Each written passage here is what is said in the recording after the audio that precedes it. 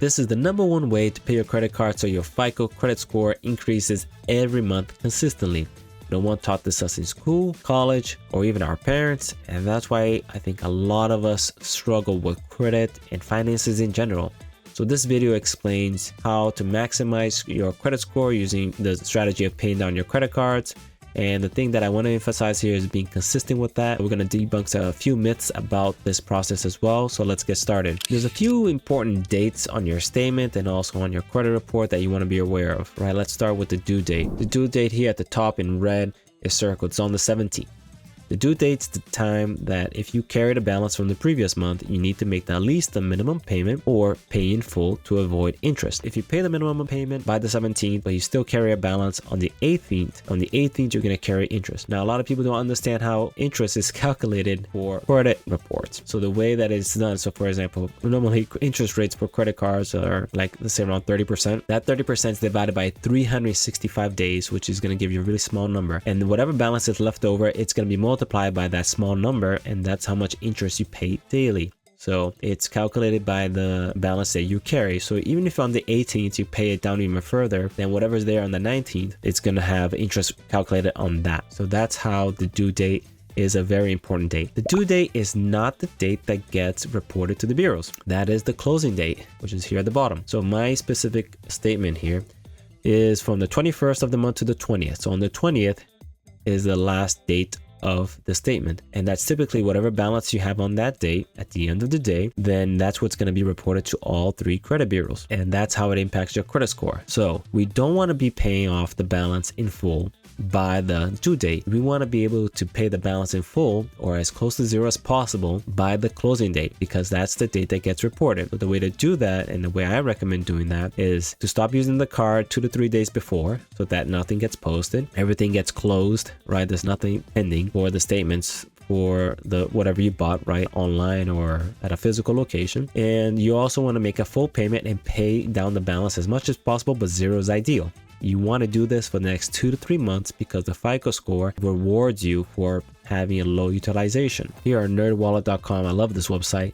30% of your FICO score is utilization. 35% is payment history. So you want to make sure that you're paying at least the minimum payments for all the products that you have, credit cards or loans. And also you want to bring down that utilization, and that's how you can increase your credit score. This is one of the fastest ways to increase or decrease your credit score if everything else is okay, because if you have high utilization one month and low the other month, you're going to be seeing like a zigzag pattern, right? You use it and then you pay it down, use it, pay it down. But as long as you pay it by the closing date, you will maximize the ability to get the points for this section of your FICO 8 credit score. So let's talk about some best practices. You want to be able to pay your credit card statement in full by the closing date. You want to do this with as consistently as possible so that you can get to zero balances for all your credit cards for 2 to 3 months, and then every month your credit score is going to be jumping up and up and up. So you can be above 720 is ideal, above 760 is excellent credit. Don't listen to anyone otherwise. You also want to be able to set up your at least your automatic payments with a ACH, with your checking account, not with your debit card. The reason to do that is debit cards can be canceled, they can be frozen, there could be identity theft. The bank will automatically like shut off the card, and now you can't use the card for like a week or 2. So if you have it connected to an ACH account with the minimum payment, then no matter what, the checking account's going to be open, right? So you're never going to have any issues with late payments there. The other thing you want to be able to do during this period to increase your credit score is to avoid late payments. You know, they can hurt you very much so a lot the first 2 years, and then between years 2 and 4 a lot less. But if you have one 30-day late payment the next 2 years, it's going to be very, very hard to get credit out there. A good neat trick that you can do is to maximize positive cash flow, and what I mean is basically keep more money in the bank, is stagger the dates of your credit card closing dates. So for example, I have a couple cards on the 1st that are closing dates, and the other 2 cards that I have are the 15th of the month. So the first 2 weeks of the month I use the cards that have an opening date of the 2nd of the month, and then on the 16th of the month I switch to the other cards. And the reason I do that is because I know that the cards have a 4-week cycle, and then usually have 3 to 4 weeks after that to make the payment. So if I put the whatever bills I pay on the cards every 2 weeks and alternate them, I actually get an extra 2 weeks to pay off the cards. Now this is just something that I just got used to, but when cash was tight for me and I didn't have much of a savings, and you know, as paycheck to paycheck, this helped me be able to keep more money in the bank, for an emergency until I built that up, and then I was able to use those cards in a very high cash flow way. And that you can do the same thing for business cards, which I do as well, to maximize the amount of time that you have more money in the bank. It's very easy to do. You can just call the bank and just tell them, hey, Mr. Bank, please change the due date from the 18th to the 14th, or from, depending what kind of cards you have, from the 5th to the 1st,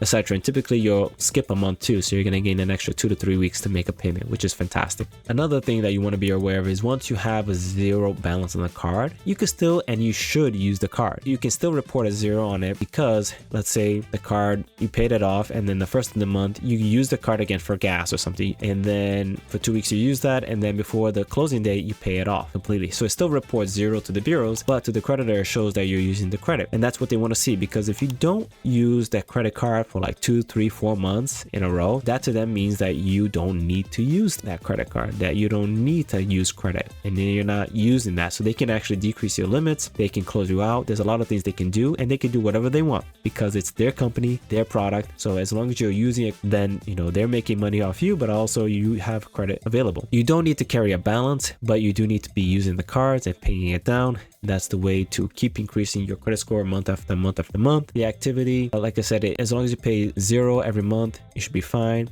The credit card utilization, ideally maximize your credit scoring abilities, is maintain it under 10%. But if you can report a zero balance, that's the best. If you also use a card and for, let's say, 1 month the balance is $2,000 and that's what gets reported, the next month it's reported $2,200, and then the next month $1,800, you're gonna see a zigzag pattern with your credit score, right? Depending on other things too. But typically if you have one card and that happens, you're gonna see an increase and a decrease, an increase and a decrease. So ideally you want to be able to keep paying the balance from the previous month after month after month until zero. I know I said a lot. It seems like it's rocket science sometimes, but it's really not. It's just a matter of understanding key terms and knowing when the dates will be reported to your credit score. You can use that with Credit Karma, will tell you that, but also the statement dates are the most accurate of your credit reports. Just look at the closing date and make sure you pay your balances off that. If you like what I went through today, please comment below, subscribe to my channel. I'll see you on the next one.